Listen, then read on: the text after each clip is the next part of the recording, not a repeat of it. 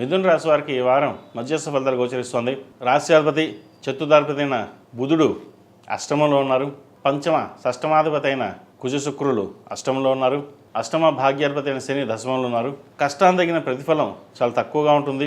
₹1 వస్తే ₹10 ఖర్చు ఉంటుంది. క్రెడిట్ కార్డులని, పర్సనల్ లోన్స్ అని వీటి ఇబ్బంది ఎక్కువగా ఉండే అవకాశం గోచరిస్తుంది.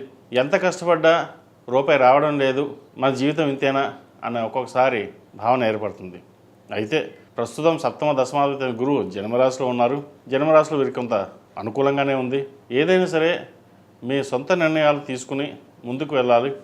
10 మంది ఏదో చెప్పారు, ఆ నిర్ణయం పట్టుకుని ముందుకు వెళ్దాం, లేదా ఏదో ఉద్యోగం వచ్చేసింది మనం రిజైన్ చేసి ముందుకు వెళ్దాం అని కాకుండా స్థిరమైన నిర్ణయాలు తీసుకోవాలి. లేకపోతే భవిష్యత్తులో ఇబ్బంది పడే అవకాశం ఎక్కువగా గోచరిస్తుంది. అదేవిధంగా ఎప్పటి నుంచో ఇన్వెస్ట్మెంట్ చేద్దాం, లేదా ఒక స్థలం కానీ ఇల్లు కానీ కొనాలనుకుంటారు. అవన్నీ ప్రయత్నాలు ఉంటాయి, కానీ చివరి నిమిషం వచ్చేసరికి ఏదో పోస్ట్పోన్ అవ్వడము, లేదంటే ఆ ఉన్న ధనాన్ని ఇంకో చోట ఖర్చు పెట్టడం, ఇటువంటివి జరుగుతుంటాయి. ఇటువంటి విషయంలో కొంచెం జాగ్రత్త తీసుకోండి.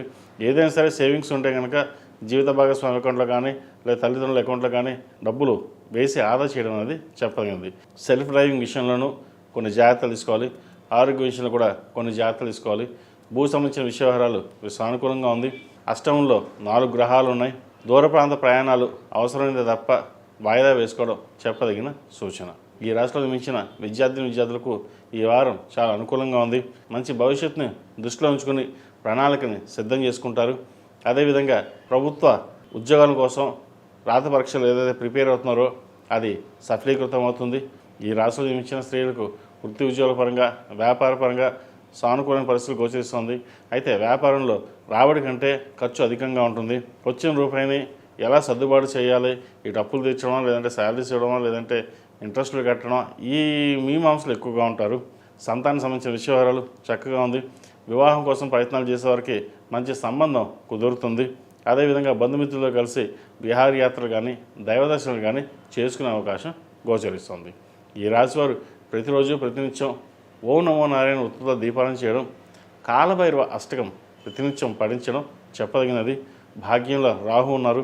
ఒక్కొక్కసారి అన్నీ మన చేతికి వచ్చాయి అని అనుకుంటాం, అది చేజారిపోతుంది.